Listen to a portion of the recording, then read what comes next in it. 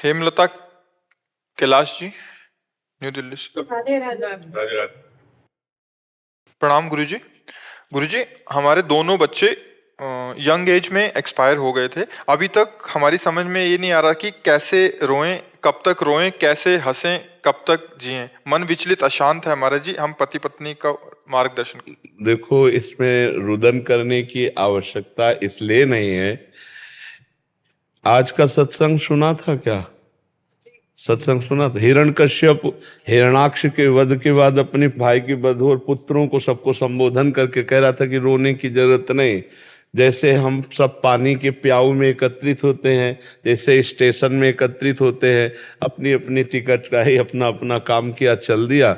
कल चित्रकेतु का चरित्र पीछे भागवत में, तो उसमें था कि चित्रकेतु अपने पुत्र के वियोग में इतने मूर्छित हो रहे थे, रो रहे थे, तो देवर्षि नारद जी और अंगिरा जी ने आकर के उनको फिर संभाला और उस जीवात्मा को बुलाया और कहा, देखो तुम्हारे पिता माता इतना रो रहे हैं, बेटा आओ और हम तुम्हें आयु देते हैं अपने इस शरीर में। तो उन्होंने मना कर दिया।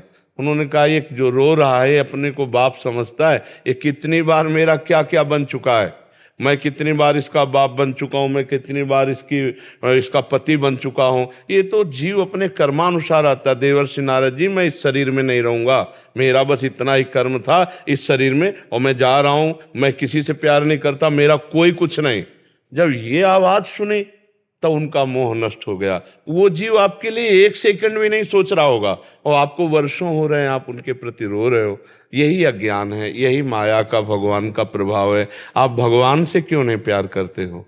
मनुष्य जीवन भगवान के प्यार के लिए शांति नहीं होता, लगता ही नहीं है किसी भी चीज में। यही अज्ञानता है। ये अज्ञानता के कारण बाहर न अंदर कहीं भी भ्रमण करने जाती हूँ। हाँ, बात सही है आपकी, हम बिल्कुल सपोर्ट करते हैं।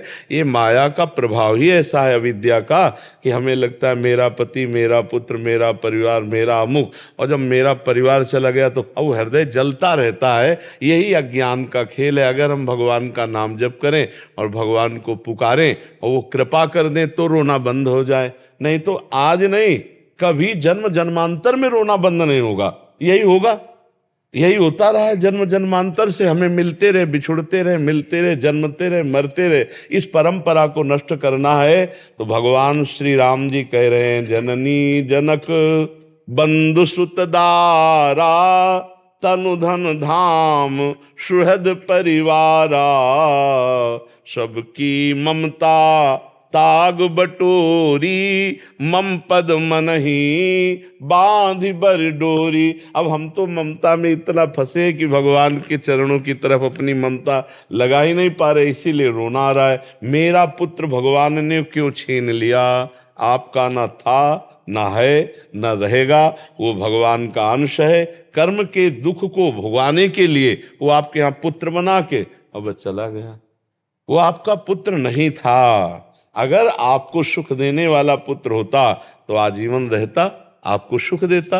लेकिन आपके दुख को भुगाने के लिए वो जीवात्मा पुत्र बना और पुत्र बन करके एक हम दृष्टांत संतों के द्वारा सुना हुआ सुनाते हैं। दो मित्र थे, एक गांव से शहर गए काम करने के लिए। अब वहाँ धीरे धीरे दोनों मित्रों ने मिलकर के पैसा कमाया, फिर वहीं होटल खोला। छोटे होटल से एक बड़ा होटल, धीरे धीरे 20 वर्ष में बहुत। अब वो बड़े मित्र के मन में आया कि यार हम दोनों यहाँ आए हैं, इतना रुपया कमा चुके, अगर एक को मार दें तो पूरे अधिकारी हम बन जाएंगे। तो जहर दे के मार दिया और उसके शरीर का अंत्येष्टि संस्कार एकांत में ऐसे कर दिया। और जब गांव आया तो गांव वाले ने पूछा कि तो जो तुम्हारे साथ गया था, बोले वो तो हमारे साथ ही अलग हो गए थे। अब वो कहाँ गए हमें पता नहीं। अब वो तो बड़ा धनी हो गया क्योंकि दो मित्रों की कमाई अकेले अपने। अब वो जमीन गांव में खरीदी, बड़ी अन्न धन और बढ़िया ब्याह हुआ और देर न लगा कुछ दिनों में एक लड़का हो गया। अब तो बहुत सुखी, अपने लड़के को खूब स्वस्थ खवाना पियाना और अमेरिका पढ़ाने के लिए भेजा। खूब महंगी पढ़ाई, लाखों करोड़ों रुपया खर्चा हो गए थे तब तक। जब लड़का नव किशोर हुआ, अमेरिका जाने के लिए योग्य हुआ, वहाँ पढ़ा। अब वहाँ बीमार शुरू हुआ, अब अमेरिका में डॉक्टरी शुरू हुई, अब यहाँ से खेती बिकना शुरू हुआ। व्यापार, आभूषण, खेती सब चौपट हो गए। अब ये हालत हो गई कि लाखों करोड़ों कर्जा हो गए कि किसी तरह बच्चे की जान, फिर भी ठीक नहीं। अब अमेरिका से वापस भारत लाए, और भारत में जब वो गोद में लेकर पिता रो रहा था और कह रहा था बेटा बूढ़ा हो गया, जैसे तैसे करके क्या क्या नहीं कमाया, आज सब चौपट हो गया, अब मैं तुम्हें बचा नहीं सकता, कैसे दवा कराऊं। और बहुत रोए तो वो हंसा बालक और कहा दोस्त पहचाने नहीं, अपना सब पूरा हिस्सा और तुम्हारी बेईमानी का सब नष्ट करके, और मैं अब ऐसे जा रहा हूं कि जिंदगी भर तुम रोते रहोगे। और मर गया, चला गया। कौन आया था? हाँ, दोस्त आया था, हिसाब किताब अपना पूरा। अब हम लोग अज्ञानी जीव हैं तो हम जानते नहीं भाई, किसी न किसी जन्म में उस जीवात्मा के साथ हमारा कोई न कोई ऐसा रहा जो आए और नौजवानी में हमारे चित्त को चुरा कर हमें दुख देकर रुला करके चले गए। नहीं तो अगर हमारे कर्म होते तो हमें सुख देने वाला बेटा होता। और सही बात पूछो, ये बेटा, ये पत्नी, ये पुत्र, ये परिवार, ये भगवान की दी हुई वस्तु है, और जितने दिन के लिए दिए उतने दिन तक ही आप साथ रह सकते हो। लाख उपाय करो, आप साथ नहीं रह सकते हो। ये संसार बिल्कुल एक प्याऊ जैसा, रेलवे स्टेशन जैसा है। अपनी गाड़ी आई, जब तक गाड़ी नहीं आ रही तो चाय पी रहे, राधे राधे बात कर रहे, और गाड़ी आई तो चाय छोड़कर भागे, उस पर बैठ गए, चले गए। फिर नहीं पूछेंगे कि तुम कैसे हो, नहीं पूछेंगे। इसलिए भाई नाम जप करो, भगवान का आश्रय लेकर उनकी लीला कथा सुनो, मन को बांटो। अब समय रोने में मत नष्ट करो, क्योंकि तुम्हारी भी वही दशा होने वाली है। मृत्यु तो हम सबकी आने वाली है ना। ये बात तो समझ आ गई, लेकिन ये आगे के दिन कैसे निकलेंगे? नाम खूब नाम जप करो, चिंता मत करो। देखो आप लोगों को भगवान का भरोसा नहीं, इसलिए आपको लग रहा है कि मेरे बेटे नहीं है तो मेरा बुढ़ापा कैसे कटेगा। अरे वो अखिल कोटि ब्रह्मांड नायक भगवान, उसके सहारे हो जाओ, वो ऐसी व्यवस्था कर देगा, आप देखते रहे, सोच नहीं सकते भगवान के सहारे। इसलिए आप चिंता न करो कि आप दोनों बूढ़ों की व्यवस्था कौन करेगा, आप उनके भरोसे हो जाओ। देख लो कोई न कोई ऐसा निकल आएगा रास्ता कि उस पूरे विश्व का भरण पोषण, अरे वो खुद आ जाएंगे बहाने से किसी न किसी, और आपकी सेवा कर जाएंगे, आप जान नहीं पाओगे। हाँ, अपने कोशिश तो खूब करते हो इस स्थिति से निकलने की। नाम जप करो बस जी। नाम जप एक वो रास्ता है जो आपको निकाल देगा। हमारी प्रार्थना मान लो, जो नाम आपको प्रिय हो, राधा राधा, राम राम, कृष्ण कृष्ण, हरि हरि, नाम जप करो, ये आपको उबार देगा। आप नाचने लगोगे, आप आनंदित हो जाओगे। नरसिंह मेहता जी का पुत्र पधारा तो करताल लेकर नाच रहे, भला किया गोविंद भला किया। हाँ, श्रीवास जी का पुत्र पधारा, चैतन्य महाप्रभु आंगन में नृत्य कर रहे, हरे कृष्ण नाच रहे, आनंदित हो रहे। देखो हम लोग कहीं ना कहीं माया में फंस गए हैं, और माया से मुक्त करने के लिए जा सुनाम भव भेषज हरन घोर त्रिशूल, भगवान का नाम ही इस भव रोग की अचूक औषधि। इसलिए नाम जप करो, जो नाम प्रिय हो, और बात मानो, भगवान को अपना मान लो तो निहाल हो जाओगे। उनको पुत्र मान लो, उनको पिता मान लो, गुरु मान लो, जो मान लो, वो सब कुछ तैयार है। और आप देख लेना, अब मान के तो देखो उनको। अरे अब कैसे तुम्हें बताए, मान के तो देख लो, निहाल कर देंगे। ई परलोक सकल सुख पावत मेरी सो भैया, कृष्ण गुण संचु। इस लोक में और परलोक में भी परम आनंद मिलेगा यदि नाम जप करोगे, भगवान की लीला कथा सुनो, अधिक समय चर्चा सुनो, क्योंकि मन पुत्र राग से युक्त हो चुका है। तो चर्चा सुनने से मन में वैराग्य आ सकता है, अन्यथा अगर वही चिंतन करोगे तो फिर रोना आएगा और परेशानी आएगी, और यही लगेगा अब हमारा जीवन किस काम का। नहीं, अभी एक साथी है जिसको तुम नहीं जानते, अविज्ञात सखा, भगवान श्री हरि। ठीक है जी। अर्पित गुप्ता जी, राधे राधे महाराज जी। महाराज जी आपके चरणों में कोटि कोटि प्रणाम। महाराज जी, भक्ति और मुक्ति में भक्ति को प्रधान माना जाता है, तो मन का भक्ति करके मुक्ति की चाह रखना उचित है? भक्ति सर्वसमर्थ है, मोक्ष भी प्रदान कर देगी और प्रेम भी प्रदान कर देगी, जो चाहोगे। तो पहले भक्ति का स्वाद आवे, फिर बताना कि मोक्ष चाहिए कि नहीं, किसका पे। हाँ भाई, जैसे स्थिति है ना, तो स्थिति में जब भक्ति के पहुंचे तो वहाँ धर्म न अर्थ न काम रुचि, गति न चहो निर्वाण, जन्म जन्म रति राम पद, यह वरदान न आन। वो स्थिति है जिसमें न धर्म न अर्थ न काम न मोक्ष, जैसे श्रीमद् राधा सुधानिधि में लिखा है, धर्माद्यर्थ चतुष्टयम विजयताम किम तद्वृथा वार्तया। बोले धर्म अर्थ काम मोक्ष की वार्ता बेकार की मेरे सामने क्यों करते हो? क्योंकि वो प्रियालाल के प्रेम में डूबे हुए हैं। जैसे भरत जी राम जी के प्रेम में डूबे हुए हैं, तो जब संगम पहुंचते हैं तीर्थराज प्रयाग से, तो उनसे कहते हैं कि आप में 4 पदार्थों से भरा हुआ भंडार मुझे दिखाई दे रहा है, धर्म अर्थ काम मोक्ष, और मैं सूर्यवंश में प्रकट हुआ हूं जहां ऐसा करना निषेध है। ऐसा नहीं, क्षत्रिय वंश में जन्म लेकर और भीख मांगना सबसे बड़ा अधर्म है। आरत काह न करे कुकर्मु, मांगो भीख त्याग निज धर्मु। मैं अपने धर्म का त्याग करके तुमसे भीख मांगता हूं हे तीर्थराज प्रयाग। क्या ये भीख मांगता हूं? न धर्म न अर्थ न काम रुचि, गति न चहो निर्वाण, जन्म जन्म रति राम पद यह वरदान। मैं न धर्म मांगता हूं, न अर्थ मांगता हूं, ना मैं कामना की पूर्ति चाहता हूँ, ना मैं मोक्ष चाहता हूँ। मैं केवल इतना चाहता हूँ, भरत जी महाराज कह रहे हैं, कि बार बार हमारा जन्म हो, हमारे प्राण प्रिय भगवान श्री राम में मेरी प्रीति हो, बार बार मेरा जन्म हो मेरे कर्म के अनुसार, लेकिन मेरे प्रभु में प्रीति हो। तो जो प्रीति प्राप्त महापुरुष हैं उनको मोक्ष की परवाह नहीं है। अपने तो बंधन से युक्त हैं, अपने को तो परवाह है ना। जब हम काम से बने, क्रोध से बने, लोभ से बने, मोह, तो हमको जरूरत है मोक्ष की, इनसे मुक्त होने की। लेकिन जब वो भक्ति की उच्चतम अवस्था आ जाती है तो वो मुक्त पुरुष है। वो काहे को मोक्ष चाहेगा? वो तो प्रेम में दीवाना है, उसको तो कोटि कोटि बंधन भी मुक्त ही लगते हैं, कोटि कोटि बंधन भी मोक्ष ही लगते हैं। जो प्रेमी जन होते हैं उनको प्रेम जनित पीड़ा दी जाए तो वो उसे अपना सौभाग्य समझते हैं। जैसे पपीहा पी पी पुकार रहा था और मेघ गर्जना करके ओले बरसा रहा था, तो दूसरे पक्षी ने कहा, देख तुझे क्या मिला, पी पी पी पी पुकार रहा है, तेरा प्रीतम मेघ स्वाति का बूंद ना देकर ओले बरसा रहा है और गर्जना कर रहा है, तो तुझे अपने प्रीतम में दोष नहीं दिखाई दे रहा, क्यों तुझे डांट रहा है, पत्थर मार रहा है। तो बोले तुम प्रेमी नहीं हो इसलिए तुम्हें दोष दिखाए। मुझे लग रहा है कि मेरा प्रीतम ये जो गर्जना कर रहा है ना, ये मेरे प्रेम की विजय की गर्जना कर रहा है, और जो ओले स्पर्श हो रहे हैं ना, मुझे लग रहा है मेरा प्रीतम मेरा आलिंगन कर रहा है। तुझे ओले पीड़ा दे रहे, लेकिन प्रेमी चातक कह रहा है कि मुझे लग रहा है कि मेरा आलिंगन कर रहा है।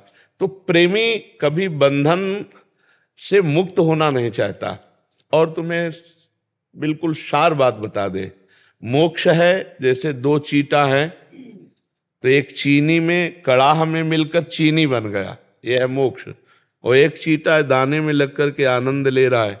तो तुम निर्णय करके बताओ, इन 2 चींटे में सौभाग्यशाली कौन चींटा है? जो चीनी बन गया है, जो चीनी का आनंद ले रहा है।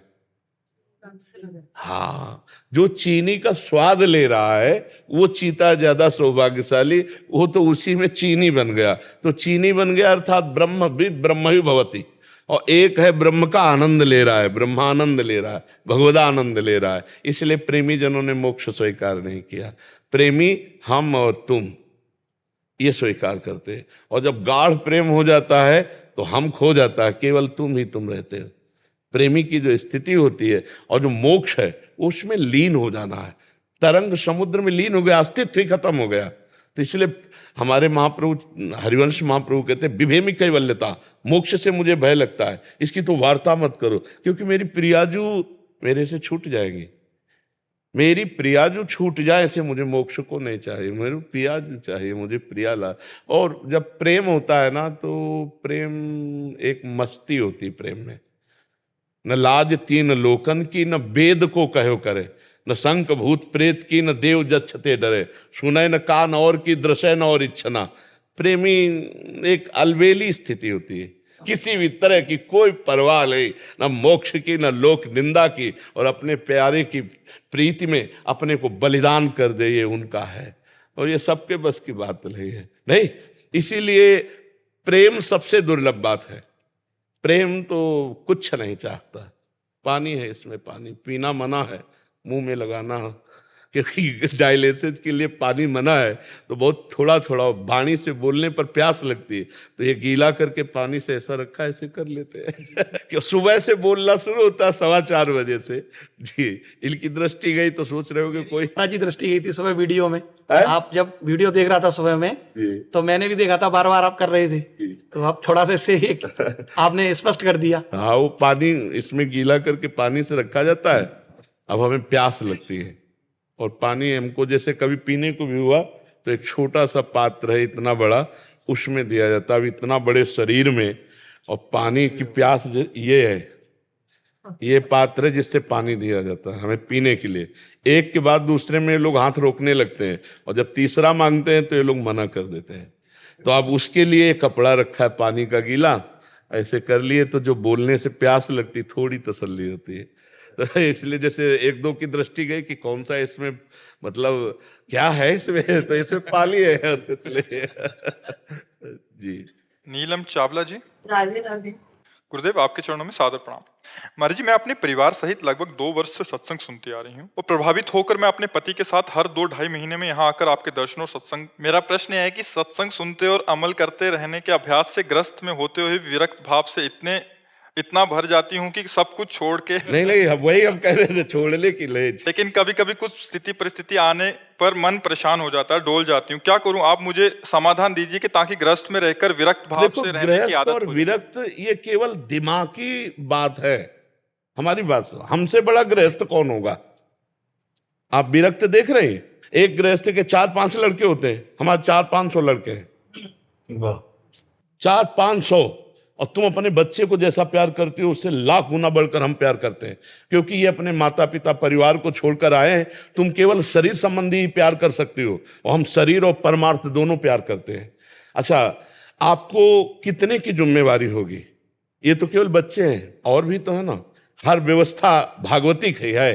तो अगर हम कहें कि गृहस्थी हमें ऊबने वाली बात लगती है, तो आप फिर ये सोचो कि इतना बड़ा परिकर, और सुबह हम रात्रि के 12 बजे उठते हैं और अपनी दिनचर्या करके 2 बजे रोड में आ जाते हैं, और तब से अभी तक व्यवहार ही तो चल रहा है। आप लोगों से मिलना, आप लोगों से प्रश्न उत्तर करना, यही तो चल रहा है। उबना नहीं होता है, और कभी कभी कोई बात ऐसी हो जाती है कि उसमें मन दुखी होता है कि हम उधर के भी नहीं रह रहे और इधर के भी पूरे कोई खुश, मतलब दुनिया में भी कोई खुश नहीं होता, और हम पूरे भगवान की तरफ भी नहीं। क्यों पूरे भगवान की तरफ क्यों नहीं है? भगवान की तरफ जाने के लिए कोई कपड़ा बदलना या कोई मतलब व्यवस्था छोड़ना, ऐसा बिल्कुल नहीं। ये सब दिमागी स्तर छोड़ दीजिए। रुपया, पैसा, भोग सामग्री, यही दिमाग में छाया है ना, तो इसी को पाखंड कहते हैं। चाहे लाल पहन लो, चाहे पीले पहन लो, चाहे काले पहन लो, चाहे जो पहन लो, और सलवार कुर्ता में हो, पैंट शर्ट में, और भगवान से प्रीति करते हो, परिवार को भगवान का जनमान का सेवा करते हो, बढ़िया संत हो। हम संत हो करके जो संत की बात हो हम आपको बता रहे।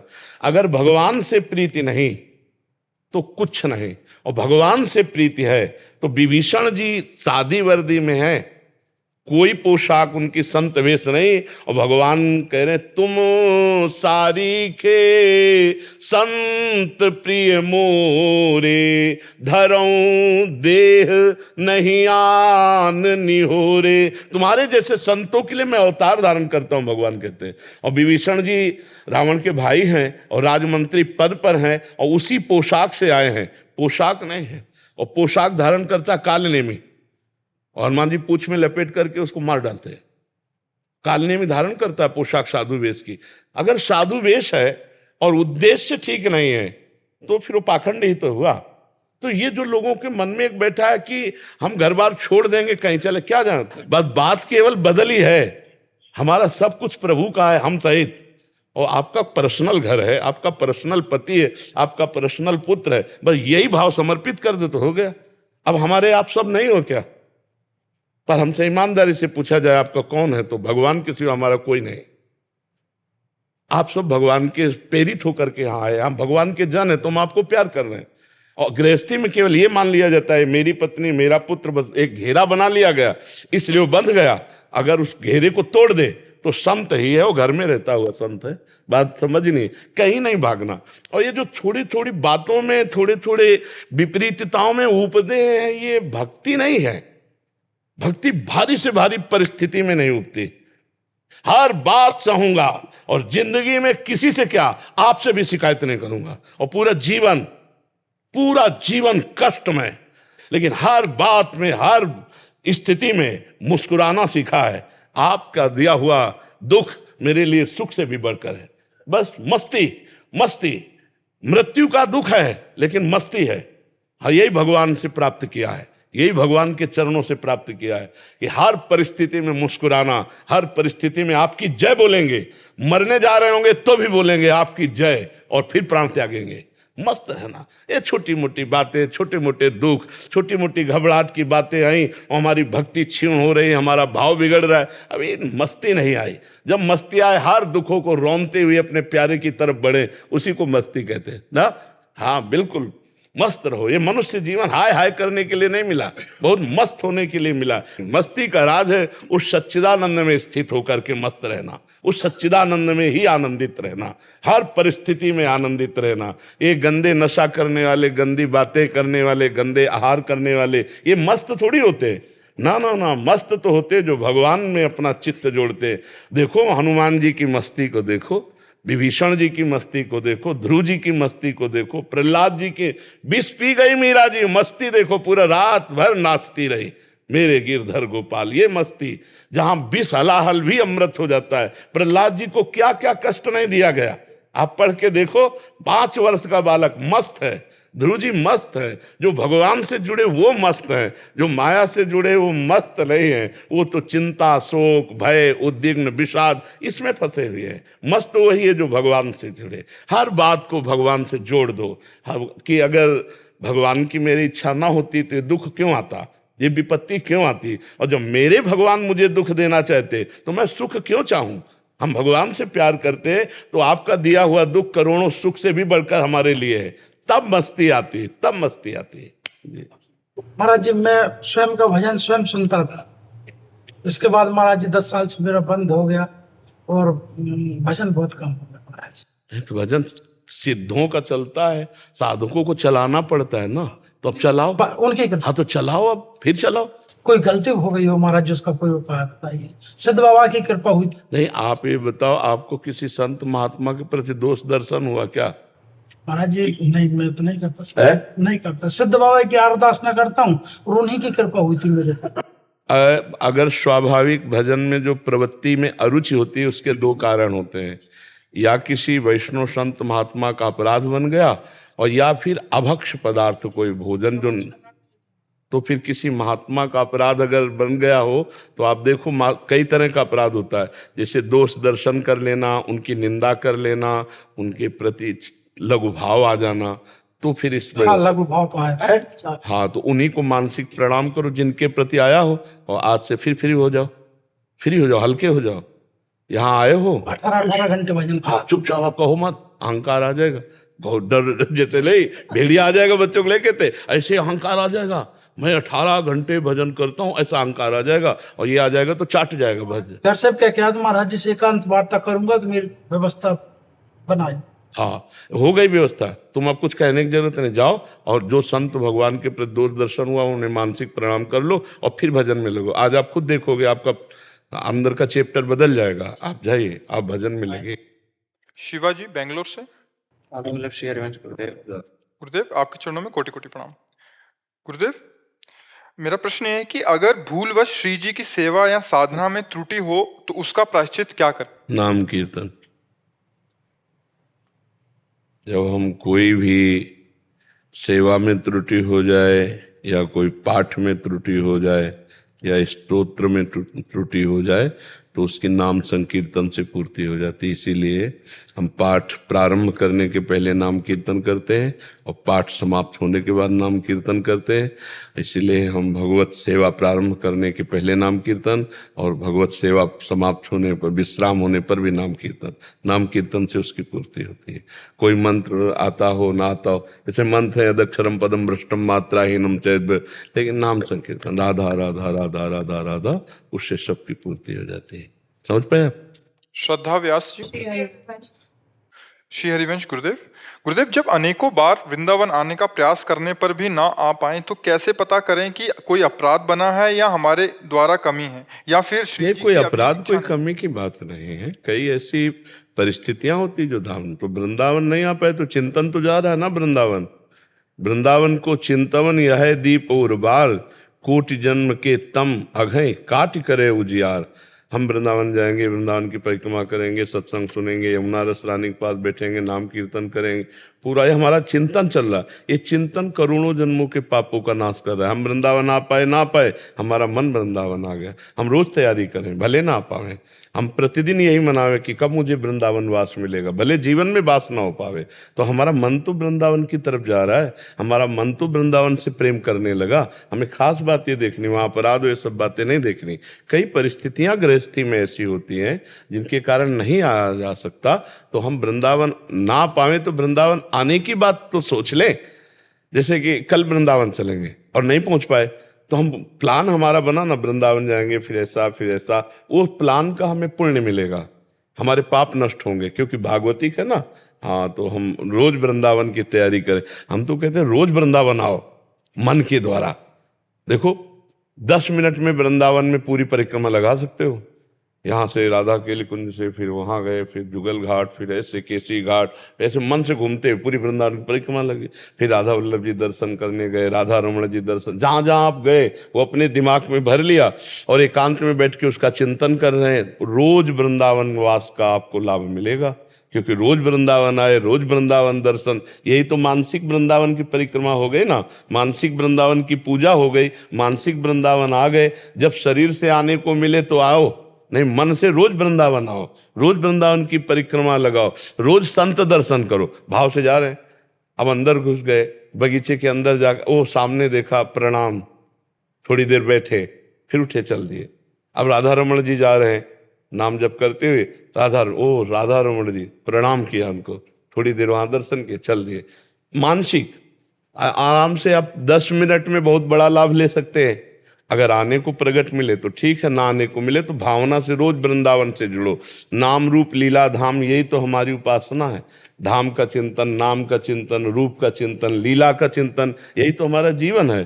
तो अब रूप और लीला ये थोड़ा आगे की बातें हैं। प्रियालाल के रूप का चिंतन और लीला का चिंतन है तो आगे की। धाम और नाम ये दोनों पकड़ की चीजें, तो नाम का चिंतन करें और धाम का चिंतन करें। ना आ पावे तो अपराध न सोचें कि कोई अपराध बन गया, श्री जी बुला नहीं रहे, ऐसा नहीं। करुणामयी, बहुत कृपामयी लाडली जो है, अवगुण करे समुद्र सम, गणत नापनो जान, राई के सम भजन को मानत मेरु समान। श्री जी बहुत कृपामयी है, पर गृहस्थी में, संसार में बहुत सी ऐसी परिस्थितियां हैं जो हमें रोक सकती है, हम नहीं जा पा सकते, तो कोई अपराध थोड़ी। शरीर नहीं जा पाया तो मन से हम चिंतन कर रहे हैं, उनके हैं।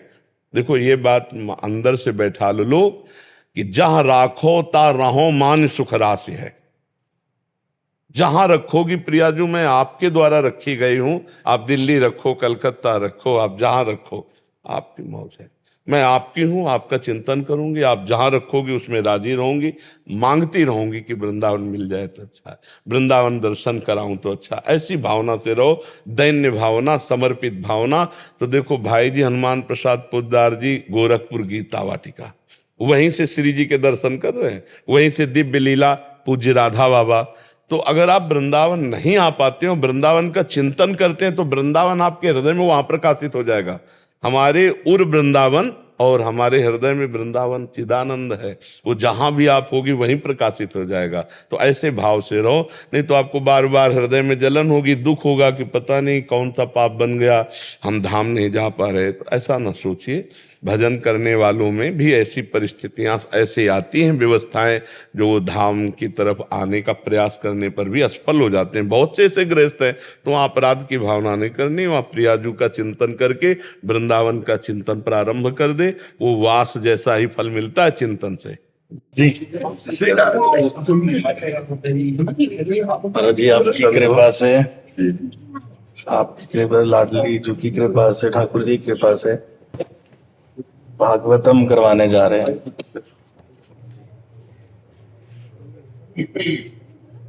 कहाँ करवा रहे हैं? चंडीगढ़ में। जी ऐसी कृपा हुई कि सभी संतों को बहुत सुंदर है। आपका केवल आशीर्वाद लेने आए हैं। अब हम तो वृंदावन से जा रहे हैं। मैं समझ रहा हूं। प्रवक्ता कौन है? प्रधान है? इंद्रेश उपाध्याय जी। ऐसी कृपा हुई है लाडली जी की कि अपने आप हमें नहीं पता कि कैसे हो रहा है। कृष्णचंद्र जी के बेटा है। हाँ जी, हाँ जी। बहुत, बहुत सरल मूर्ति है, बहुत पवित्र। जी। हाँ, कुल परंपरा से बहुत पवित्र। हमें नहीं पता महाराज जी ये कैसे होगा कैसे नहीं होगा, पर सब ठाकुर जी पे छोड़ दिया। हाँ बिल्कुल, नहीं बहुत सुंदर। ये बहुत मांगलिक अनुष्ठान है और अधिक से अधिक संतों को बुलाओ, सब संतों को उपस्थित, उनके बीच बीच में प्रवचन रख दो, बहुत मंगल में रहेगा। बहुत अच्छे प्रवक्ता है, मतलब हृदय से भगवान की चर्चा करते हैं। एक होता है ना कि वाणी की प्रवीण, पवित्र हृदय पवित्र वाणी, और बहुत प्रवीण है।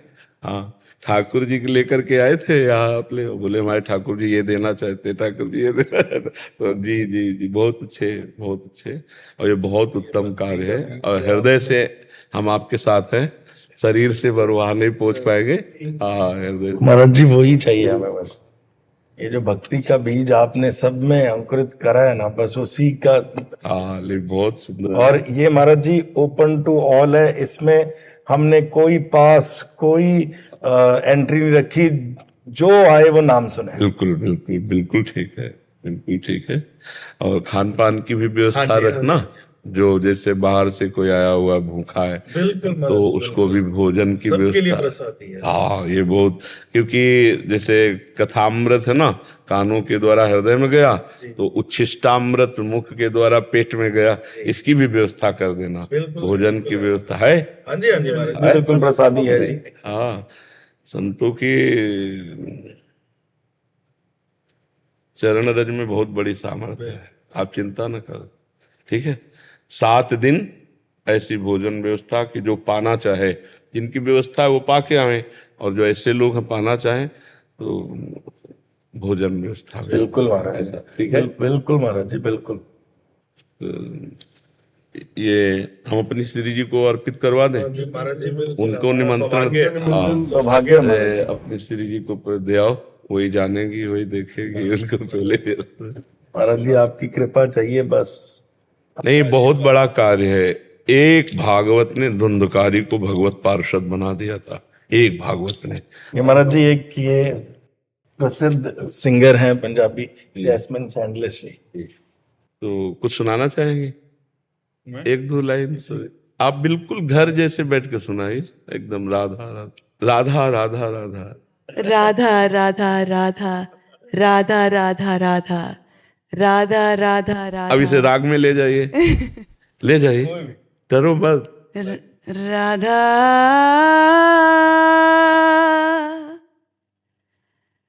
राधा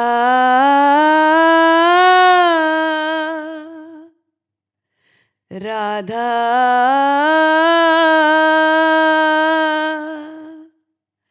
राधा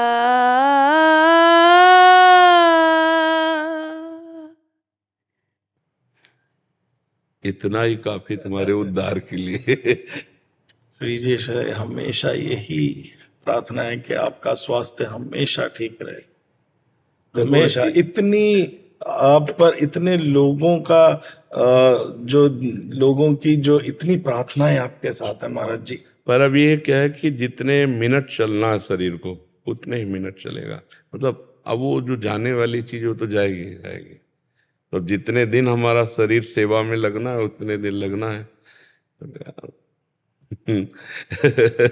अब अपने बस का तो है नहीं, मालिक जितने दिन रखेगा नौकरी में उतने दिन रखना है, नहीं तो ट्रांसफर। और अगर मालिक को फिर भेजना है तो नया शरीर फिर भेजेंगे। वो नाम प्रेमानंद भले नहीं होगा, लेकिन कोई भी नाम हो, काम वही करेंगे जो अबगी कर रहे हैं। अरे मालिक शरीर बदल सकता है, और अगर वो अपने पास अपनी सेवा में रख लिया तो बात अलग है। अगर यहाँ है तो फिर यही झंडा ऊंचा करेंगे।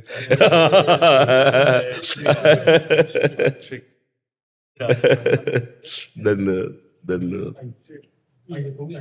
जय जय। प्रेम भक्ति योगेन येत कर्मम।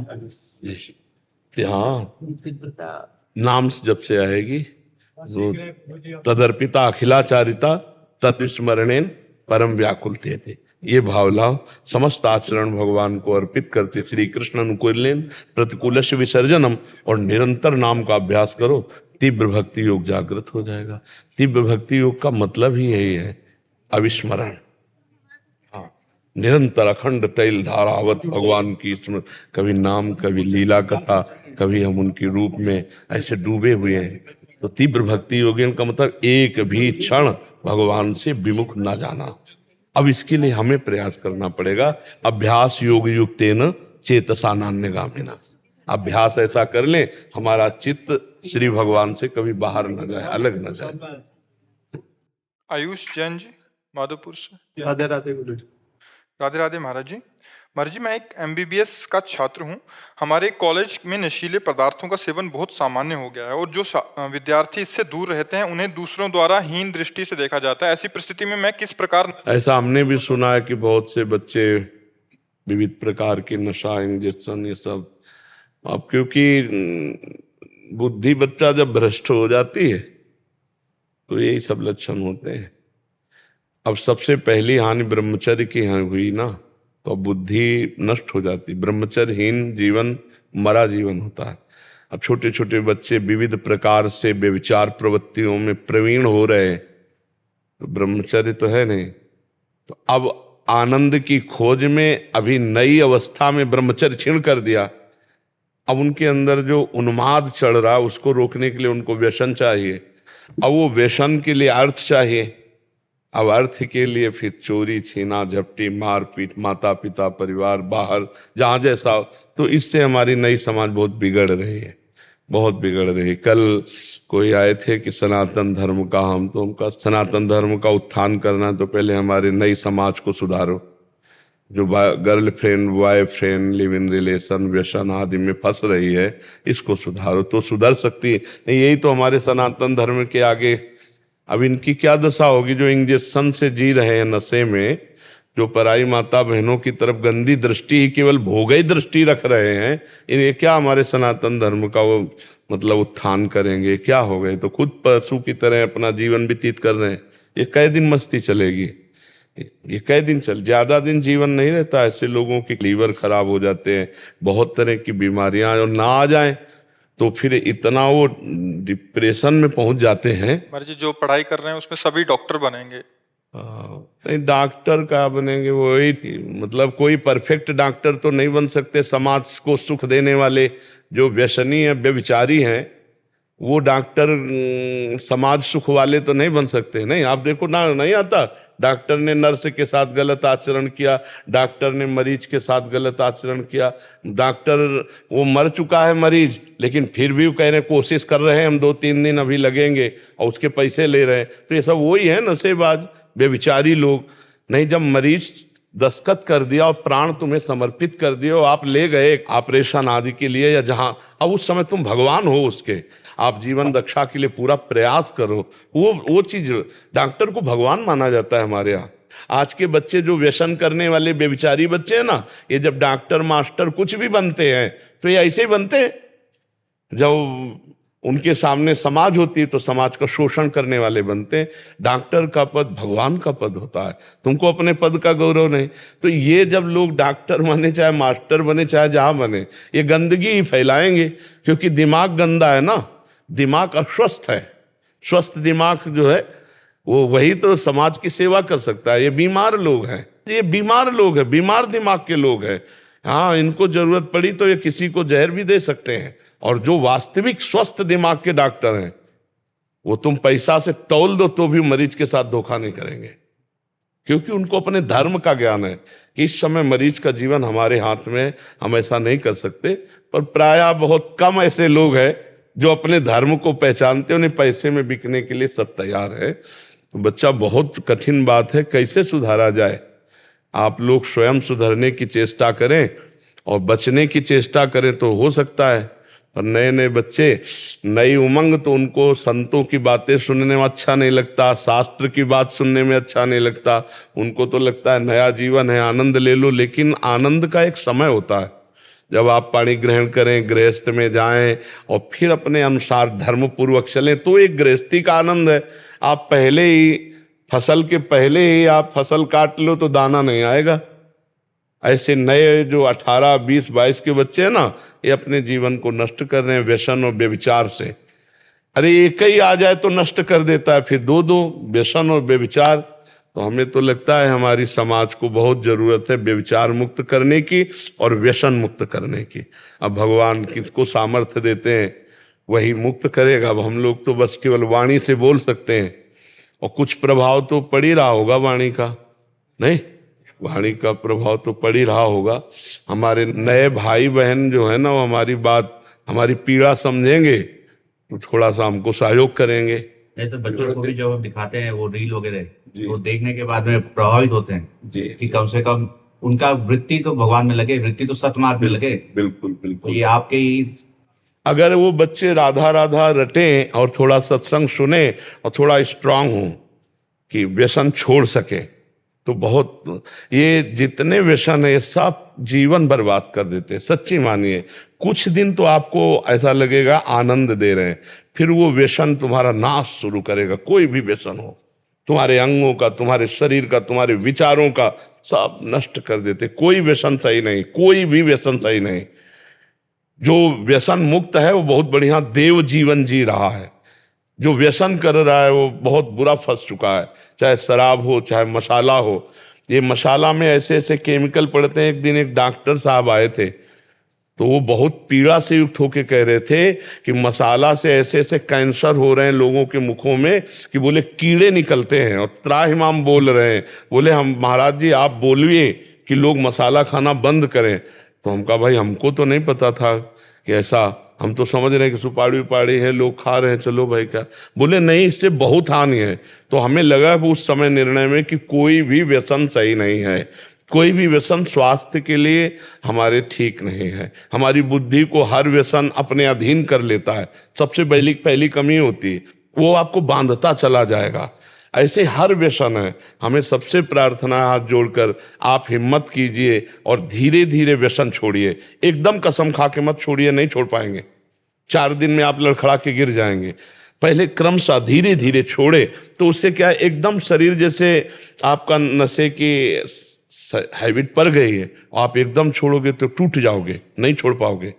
धीरे धीरे छोड़िए। आप जितना लेते हो उससे कम संख्या में आइए, और 1 महीने का टारगेट रख लीजिए कि हम 1 महीने में इसको छोड़ देंगे। तो आप धीरे धीरे छोड़ सकते हैं। इकट्ठे नहीं छोड़ने की बात हम नहीं कहेंगे, क्योंकि नहीं छोड़ सकते। इकट्ठे अगर कसम खाए तो 2-4 दिन में आप फिर कसम तोड़ देंगे, क्योंकि इतना माइंड खराब। उसको धीरे धीरे लाइए, धीरे धीरे कम में लाइए, और इतना कम में लाते चले जाइए कि आप फिर एकदम छोड़ दें तो आपको कोई परेशानी ना हो। भगवान नाम के व्यसन में भी अगर अपने आप को समर्पित कर दिया जाए तो उस नशे से इसका ही हो जाएगा। हाँ, बिना भगवान के बल के नहीं होगा, पर एक शरीर की हैबिट होती है। जैसे आप अगर कोई तम्बाकू खाता है 10 बार ना, तो अब जब उससे एकदम आज से कसम से तुम तम्बाकू मत खाना, अब हर समय उसको यही दिखाई दे, अगर कोई दिखाई दे गया तो फिर वो मतलब वो उसको यही लगेगा कि यार कहाँ फंस गए। तो वो धीरे धीरे छोड़े। हम किसी बात को बहुत समझ के कह रहे हैं कि व्यसन को धीरे धीरे छोड़े। 1 महीना का टारगेट रख ले और धीरे धीरे उसको कम करता हुआ छोड़ दे। एकदम छोड़ने में व्यवस्था आ जाएगी। और नाम जप करते हुए अगर हम ज्ञान पूर्वक छोड़ेंगे कि ये हमारे लिए हानिकारक है, तो हम धीरे धीरे उस पर विजय प्राप्त कर लेंगे।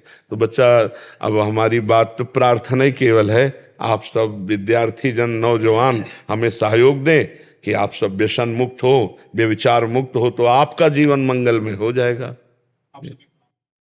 पीयूष नाशा जी, राधे राधे महाराज जी। महाराज जी, मोक्ष प्राप्ति के मार्ग में हमें सिखाया जाता है कि सभी कर्मों को निष्काम भाव से भगवान को समर्पित करना चाहिए, बिना परिणाम की आसक्ति के। फिर भी इस यात्रा में कभी कभी हम ऐसे निर्णयों का सामना करना पड़ता है जहां 2 रास्ते या विकल्प सामने आ जाते हैं और हम किसी भी परिणाम की भविष्यवाणी नहीं कर सकते। ऐसे क्षणों में हम कैसे ये पहचान सकते हैं कि कौन सा मार्ग ईश्वरीय इच्छा के अनुरूप है और कौन सा हमारे अपने व्यक्तित्व इच्छाओं या अहंकार से प्रेरित हो सकता है, खासकर जब दोनों ही सत्य पर सही प्रतीत हो रहे हों? कैसे हमें किसका प्रश्न है? कैसे आप हमें बताएं कि दोनों सत्य प्रतीत हो रहे हैं? कैसे? तब हम आपको बताएं कि वो अपनी वासना है, अपनी इच्छा है या भगवान की इच्छा है। बताइए आप कौन सा कर्म आप ऐसा। उदाहरण जैसे कि अगर हम अपने अपने कार्य में हमें डिसीजन लेना है, कोई निर्णय लेना है। बात पहले यहाँ समझनी है, भगवान की इच्छा और अपने कार्य ऐसा नहीं होता है। भगवान की इच्छा का पालन करने के लिए पहले तन वांग मनोभिर अमलई सोहम तवि वाष्टिता, शरीर को, मन को और वाणी को और आम को भगवान के चरणों में समर्पित करना होता है। तो अपना तो कुछ बचा नहीं, जब अपना कुछ अहम बचा नहीं तो उनकी इच्छा ही हमारे हृदय में इच्छा बनकर के स्फुरित होगी। और जब तक अहम है तब तक स्वेच्छा है। जब तक हमारा शरीर है, हमारी वाणी है, हमारा अंतःकरण है, हमारा परिवार है, तब तक ये अहम का राज्य है। ये अहम के राज्य में स्वेच्छा उत्पन्न हुई है, ना कि भगवद इच्छा। भगवद इच्छा तो उस हृदय में उत्पन्न होती है जो इच्छा रहित होता है, जो अहम रहित होता है। तो अभी हमारी वासनाएं ही हैं, हमारी इच्छाएं ही हैं, वो हम भगवान के चरणों में रखेंगे, हम भगवान के चरणों में मांगेंगे। पर पूरी होना ना पूरी होना ये उनके ऊपर छोड़ दीजिए। जिससे हमारा मंगल होगा वही वो कार्य करेंगे। मंगल भवन है, उनकी सामर्थ्य नहीं है कि वो हमारा मंगल कर सकें। जैसे सूर्य की सामर्थ्य नहीं कि वह अंधेरा प्रकट कर सके, क्योंकि जहाँ सूर्य वहाँ अंधेरा रह ही नहीं सकता। ऐसे मंगल भवन जहाँ श्री हरि हैं वहाँ मंगल हो ही नहीं सकता। हो सकता है हमारी मांग के विपरीत दे दें, लेकिन वो विपरीतता ही हमें परम मंगल प्रदान करने वाली होगी। और भगवान की इच्छा को वही जान सकता है जो अपनी इच्छाओं को मिटा दिया है या भगवान के चरणों में समर्पित कर दिया है। जब तक अपनी इच्छाएं हैं तब तक हम अपनी वासनाओं के खेल खेलेंगे और उनका आरोप कर देंगे। काले ही कर्म ईश्वर ही मिथ्या दोष लगाए। काल के ऊपर, कर्म के ऊपर, ईश्वर के ऊपर हम दोषारोपण करते रहेंगे। और इच्छा हमारी है, क्योंकि देहाभिमानी जीव जब तक अभिमान और इच्छा को भगवान में समर्पित नहीं कर देता तब तक वो भगवद इच्छा को नहीं जानता, क्योंकि भगवान की कोई इच्छा नहीं है। भगवान पूर्ण काम है। भगवान में इच्छा भक्त की पहुंचती है तो उनमें भूख पैदा कर देती है, उनमें खेलने की इच्छा पैदा कर देती है। जैसी भावना भक्त करता है वैसे ही भगवान चेष्टा करते हुए नजर आते हैं। भगवान अमना है, भगवान पूर्ण काम है, भगवान इच्छा रहित है। भगवान कोई व्यक्ति थोड़ी है कि उनको इच्छा होगी। उनकी उपासना करने वाले इच्छा रहित हो जाते हैं। जा ही न चाही कबहु कछु, तुम सन सहज सने बसहु निरंतर तासुर। जिसने चाह मिटा दी भगवान से सहज प्रेम, तो वहाँ भगवान विराजमान हो जाते हैं। वहीं भगवान अर्जुन के जैसे घोड़े पकड़े बैठे हैं, ऐसे हृदय में मन और इंद्रियों को पकड़ करके जीव को परमात्मानंद प्रदान करते हैं, अपना स्वरूप प्रदान करते हैं। अभी हम लोग देहाभिमानी जीव हैं। अभी हमारे अंदर ये बात आ गई, नाथ सकल संपदा तुम्हारी, मैं सेवक समेत सुतनारी। बिल्कुल एक चौपाई सहज में है, नाथ सकल संपदा तुम्हारी और मैं सेवक समेत सुतनारी। ये आ गई है। अगर आ जाएगी तो वो जो चीज अपनी चाहे ले लें, आपको कोई परेशानी नहीं होनी चाहिए। नाथ सकल संपदा तुम्हारी, मैं सेवक समेत सुतनारी। अभी ऐसा नहीं है ना, तो अभी कहीं ना कहीं मेरी इच्छा तो सब है ना, तो हम भगवद इच्छा का निर्णय अभी नहीं कर सकते। भगवद इच्छा की पहचान वही कर सकता है जो अपनी पहले इच्छाओं को मिटा दे। समझ पा रहे हो? अभी इन किन प्रकारेण हमारी इच्छाओं का ही जाल बिछा हुआ है। इसलिए नाम जप कीजिए और धीरे से समर्पण योग में आइए। मैं परिवार सहित आपकी शरण में हूं प्रभु। नाथ सकल संपदा तुम्हारी, मैं सेवक समेत सुतनारी। अब ये जिम्मेवारी आप देखो प्रभु। मैं तो आपका केवल मुनीम हूं, छोटा सा, 4 लोगों का मालिक आप हो, इस घर के, इस परिवार के। मैं एक छोटा सा सेवक हूं। जो आप देंगे आपकी सेवा करता रहूंगा, आपके परिवार की सेवा करता रहूंगा। जरूरत होगी तो मुनीम होने के कारण पर्चा आपको पकड़ाते रहेंगे। स्वामी आप है, आप देखते रहिए। आप बहुत आनंद में जीवन व्यतीत कर लेंगे अगर हमारी बात ये समझ पाएंगे। और कर्ता बनते रहेंगे, घर के मालिक बनते रहेंगे, तो फिर परेशानी ही परेशानी। और आप समझ नहीं पाएंगे भगवान के विधान को, और हो सकता है श्रद्धा भी डगमगा जाए। क्योंकि खेल ऐसे हैं, सृजन पालन विनाश। जैसे अभी आप रुदन कर रहे थे, अब आपको लाख समझाओ, लेकिन जो हृदय पे चोट लगी उसको कैसे कोई संभाल। वो छाती जाने।